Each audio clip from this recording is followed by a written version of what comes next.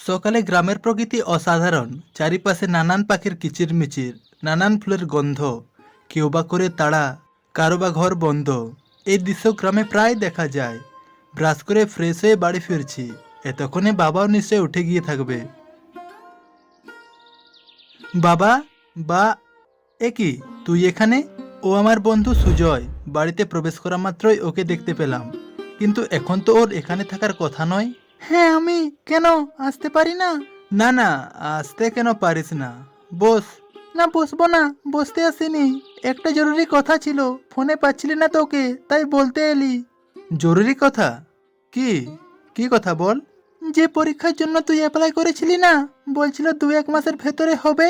ওই পরীক্ষা আজ হবে, সেকেন্ড সেটিং, মানে দুটোর পর। আশ্চর্য, এই তো 2 সপ্তাহ হলো অ্যাপ্লাই করেছি, এত তাড়াতাড়ি পরীক্ষা নেবে? আর কই, আমার ফোনে তো কোনো মেসেজ আসেনি। গত 2 সপ্তাহ আগে আমি এক চাকরির ফর্ম ফিল আপ করি। ভেবেছিলাম আজ থেকে পড়া শুরু করব, হাতে 2 মাস সময় আছে। কিন্তু ও বলছে আজ পরীক্ষা, দুটোর পর। এ কি করে সম্ভব? আর ও জানলো কি করে আমি এরম অ্যাপ্লাই করেছি? হ্যাঁ মেসেজ আসেনি ঠিকই, তবে আমিও তো ওই ফর্মে ফিল আপ করেছি, আমার কাছে খবর এলো। কিন্তু বাবু, ও যখন বলছে নিশ্চয়ই আজ পরীক্ষা হবে। হ্যাঁ মেসেজ আসেনি ঠিকই, তবে না এলেও যে পরীক্ষা হয় এটা তুই অস্বীকার করতে। আর হতেও তো পারে টেকনিক্যাল প্রবলেমের জন্য মেসেজ আসেনি। আমার কথা শুন, তুই যা, 12টা নাগাদ বেরিয়ে পড়। বাবার ওরম কথা শুনে আমিও ভাবলাম হ্যাঁ, হয়তো কোনো কারণে মেসেজ আসেনি। তবে আজই পরীক্ষা হবে, এ কিছুতেই আমি বিশ্বাস করতে পারছি না। কি হলো, কি ভাবছিস? আরে ছাড় তো, অত ভাবিস না। যদি পরীক্ষা নাই হয়, ঘুরে আসিস। এমনিতেও তুই বিকেলবেলা খেলাধুলো করিস। আমিও ওটাই ভাবছি বাবা, হলে ভালো, আর না হলে ফিরে আসবো। এই তো, তাহলে রেডি থাকিস, 12টা নাগাদ বেরিয়ে পড়বো। বলেও চলে গেল। কোনো দিক থেকে কোনোভাবে আমি এই পরীক্ষার জন্য প্রস্তুত নয়। ধীরে ধীরে নার্ভাসনেস বাড়ছে, বুঝতে পারছি না কি লিখবো। বাবু, অত ভাবিস না, সব ঠিক হবে। শোন, এমনিতেও এক ঢিলে যে আম পড়বে এমনটা তো নয়। এটা হলো না তো কি হলো, আরো কত আসবে। অত চিন্তা করিস না, চল খেয়ে নিবি, চল। 12টা বেজে পার হয়ে গেছে, অনেকটা পথ চলে এসেছি। দুজনেরই খাঁদে ব্যাগ ঝোলানো। সুজয়, তুই কবে ফর্ম ফিল আপ করেছিস? তুই যেদিন করলি তার একদিন পর। ও, খাঁদে ব্যাগ যে, পড়াশোনা ঠিকঠাক হয়নি মনে হয়। সে হয়েছে না হয়েছে তোর জেনে কি লাভ, সামনে দেখে চল। ওর ওরম ভাব বদলি কথা শুনে আমার আগের কথাগুলো মনে পড়ে যায়। গত 2 দিন আগে যা ঘটেছে, এরপর তো এরম ব্যবহারই আমি ওর কাছে আশা করি।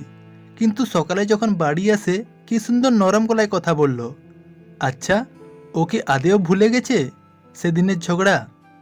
জানিস, আকাশ নামের যত ছেলে আমার জীবনে এসেছে, সব পথের কাঁটা হয়েছে, সবগুলো। কিন্তু সুজয়, আমার ভুলটা কোথায়? তুই একটা ভুল, একটা অভিশাপ। যেমন বাবা মা, তার তেমন ছেলে। ব্যাস, অনেক হয়েছে। কি ভেবেছিস তুই, যা মুখে আসবে বলে দিবি?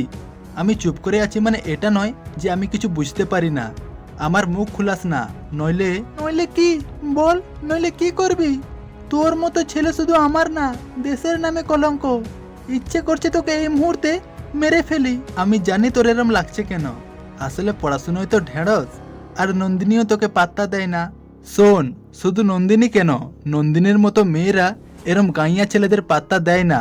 শুধু কি পড়াশোনায়, সবেতে জিরো। এই আকাশ, আর একটা কথাও না, তোর কথাগুলো জাস্ট সহ্য হচ্ছে না। সহ্য হবে কেন, সত্যি কথা বলছি যে। আর কি বললি, যেমন বাবা মা তার তেমন ছেলে? অবশ্য ঠিকই বলেছিস, যেমন বাবা মা তার তেমন ছেলে। তোকে আমি ছাড়বো না, এভাবে আমায় অপমান করা। তোর জীবন যদি না নরক বানিয়েছি, আমিও সুজয় নয়। যা যা, এরম ধমকানি আমায় দেখাস না। ঝগড়া হয়ে তো খুব একটা দিন হয়নি, তার সত্ত্বেও এরম সুন্দর ব্যবহার। আমার না সব কেমন গুলিয়ে যাচ্ছে। আচ্ছা, ও কি আদেও ভুলে গেছে, নাকি মনের কোনায় চেপে রেখেছে? সুজয়, এদিকে কোথায় যাচ্ছি? এদিকে তো কলেজ নেই। কে বললো নেই? এদিকেই কলেজ আছে, এটা আসলে শর্ট রাস্তা, এইক্ষণে পৌঁছে যাব। এবার কেমন শর্ট রাস্তা, যা আমি জানি না? আর কই, শেষই হচ্ছে না যে। আমি যতদূর জানি কলেজের পথে জঙ্গল নেই। বিষয়টা আমার সন্দেহ হয়, এরম জঙ্গল পার করে কলেজ, আমি তো কোনোদিনও এরম জঙ্গল দেখিনি। তাহলে এটা কেমন শর্ট রাস্তা? আমি থমকে দাঁড়িয়ে যাই, রাগের চোখে সুজয়কে তাকাই। ব্যাস, অনেক হয়েছে, আর এগোচ্ছি না আমি। এবার বলতো আমরা ঠিক কোথায় যাচ্ছি? মরণ কুয়ায়, যেখানে মৃত্যু অপেক্ষা করছে, তোর মৃত্যু। আমার মৃত্যু? এ কি বলছিস তুই? বিশ্বাস হচ্ছে না তাই না? ভাবছিস আমি পাগল হয়ে গেছি? আকাশ, তুই নিজেও জানিস না তুই কত বড় জালে জড়িয়ে গেছিস। এসব তুই কি বলছিস? আমি তো কিছুই বুঝতে পারছি না। অনেক হয়েছে, তোর সাথে আসায় আমার ভুল হয়েছে। আমি বাড়ি যাই। বাড়ি যাওয়ার জন্য যে তোকে আমি এখানে নিয়ে আসিনি, তোকে মেরে প্রতিশোধের আগুন মেটাতে নিয়ে এসেছি। প্রতিশোধ? কিসের প্রতিশোধ? ভুলে গেলি? এত তাড়াতাড়ি ভুলে গেলি? তোর কাছে এ আশা করিনি।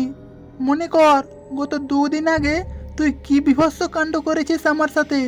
মনে করে দেখ, আমায় মুখ দেখাবার জায়গাটুকু দিসনি। তাহলে কি এ সেদিনের কথা ভুলেনি? না না, ভেবেছিলাম সব ভুলে বন্ধুর হাত বাড়িয়ে দিচ্ছে, কিন্তু এ কি রূপ দেখছি ওর। এই অস্বাভাবিক রূপের জন্য আমি যে পুরোপুরি তৈরি নই। এবার কি করব? ইস, ওর কথা শুনে যদি না আসতাম তাহলে হয়তো। কি ভাবছিস, পালাবি কোন রাস্তা দিয়ে? পালাবো? না না, বিপদ থেকে পালাতে আমি শিখিনি। সুজয়, তুই সেই দিনের কথা এখনো ধরে আছিস? ছাড় না ভাই, যা হয়ে গেছে হয়ে গেছে। সব ভুলে নতুন করে শুরু করি না। দেখ, আজ আমাদের দুজনেরই পরীক্ষা আছে। আজ অন্তত। পরীক্ষা না ছাই, কোনো পরীক্ষা নেই। আমি তোকে মিথ্যা বলে ছলনা করে এখানে নিয়ে এসেছি। কেন জানিস? তোকে মারবো বলে। কি? তুই আমি মিথ্যে বলে এখানে নিয়ে এসেছিস? ছলনা করে? হ্যাঁ হ্যাঁ, ছলনা। তোকে মারতে আমায় যা যা করতে হবে আমি তাই তাই করতে রাজি। ও, এবার বুঝেছি। তোর কি মনে হয় হাতাপাই করে আমার সাথে জিতে যাবি? না, কোনো দিনও না। আমি জানি মারামারি করে তোর সাথে জেতা অসম্ভব, তাই আমি অন্য উপায় ভেবেছি। অন্য উপায়? কি উপায়?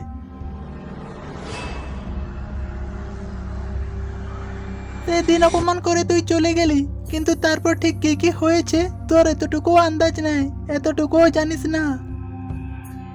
সন্ধ্যা হতে সবার চোখ আড়াল করে আমি আমার বাবার কাছে যাই। এই এক মিনিট, তোর বাবা তো অনেকদিন আগেই মারা গেছে। অনেকদিন আগেই মারা গেছে। তবে বাবা মারা গিয়েও মারা যায়নি। বাবার আত্মার সাথে আমি প্রায় কথা বলি।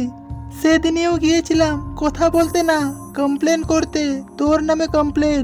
আমি খুব ভালো করে জানতাম ছেলের কষ্ট দেখলে বাবা চুপ করে থাকবে না, তাই নিরাশাভাব মুখ নিয়ে বাবার কাছে যায় আর সবটা বলি।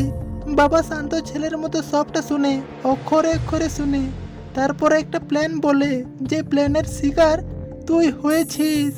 কি ভেবেছিলি আমি সব ভুলে গেছি? কোনো দিনও না। তুই যা অপমান করেছিস, এরপর তোকে কেউ কি করে ছেড়ে দেয়? তাও আবার আত্মার ছেলেকে তুই খেপিয়েছিস। তোর সব খেলা শেষ, আজ তুই বেঁচে ফিরতে পারবি না। না না না, আমায় মেরো না। আমি আমি আমি মরতে চাই না। মন থেকে, মন থেকে আমি ক্ষমা চাইছি। সুজয়, আমায় ক্ষমা করে দে প্লিজ। প্লিজ দূরে থাকো, মেরো না। ওর কথা শোনো না পাপি, আজ ওকে শেষ করে দাও। কার কখন মৃত্যু, এটা যে স্বয়ং বিধাতার কাজ। কে? বাবা, তুমি তুমি এখানে? বাবা, তুমি কেন এলে? ফিরে যাও। বাবু, ফিরে যাওয়ার জন্য যে আমি এখানে আসিনি রে। আর তুই কি বলছিলি, শেষ করে দাও? এতই সোজা? নয়তো কি, নয়তো কি? ওকে জানো? ও আমার বাপি। ও আমার বাপি হলেও একজন প্রেত আত্মা, আমার ছাড়া কারোর কথা শুনে না। আর তুমি এখানে কি করে এলে? এ রাস্তা যে আমার, তোমার জানার কথা নয়। ঠিক বলেছিস, এ রাস্তা আমার জানার কথা নয়। একটু আগে যে গল্প তুই শোনালি, ওই গল্পের ভাগীদারি আমিও, তাই এখানে আসতে পেরেছি। কি বুঝলি না তো? সব মাথার উপর দিয়ে চলে গেল। আসলে যাওয়ারই কথা। যেদিন ঝগড়া করে আকাশ বাড়ি ফিরে, সেই দিন ওর চেহারা দেখে আমার খটকা লাগে। আমি ওকে সবটা জিজ্ঞাসা করি, ও সবটা আমায় খুলে বলে। তারপর আমি ওকে বলি, ঠিক আছে বাবু, ও কোনো ব্যাপার না, একটু আধটু ওরম ঝগড়া হয়েই থাকে, বন্ধুদের মধ্যেই তো হয়। তুই যা, ফ্রেশ হয়ে নে, অত ভাবিস না। না না, বিষয়টা ফেলে দেওয়ার নয়, এই তো খুব গম্ভীর ঝগড়া। এর একটা হ্যাস্ত না হলে বিপদ বাড়বে। আমি এক কাজ করি, এক্ষুনি সুজয়ের কাছে গিয়ে ক্ষমা চাই। আমি ক্ষমা চাইলে ও আমায় না বলতে পারবে না। অবশ্যই তো দুজনেরই মঙ্গল হবে। এরপর আমি চলে যাই। দরজায় কড়া নাড়ি, বাইরে থেকে বন্ধ ছিল, তার সত্ত্বেও কড়া নাড়ি। পাশের বাড়ির এক মহিলা বলে সুজয় নেই, ওর বাবার সাথে দেখা করতে গেছি। আমি মনে মনে ভাবি ওর বাবা তো মারা গেছেন, তাহলে সুজয় কার সাথে দেখা করতে গেছে।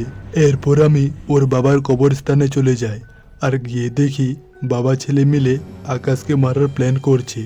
সেই তখন থেকে আমিও প্ল্যান করি আর তোর উপর নজর রাখি। এত কিছু করার কি দরকার ছিল? আমায় ওখানেই মেরে দিতে পারতে। মেরে ফেলা যে সমস্যার সমাধান নয়। এটাই সমাধান, মেরে ফেলাই সমাধান। বাপে, আর দেখতে থাকো না, যাও ওদের দুজনেরই মেরে ফেলো, শেষ করে দাও। বাবু, পালা।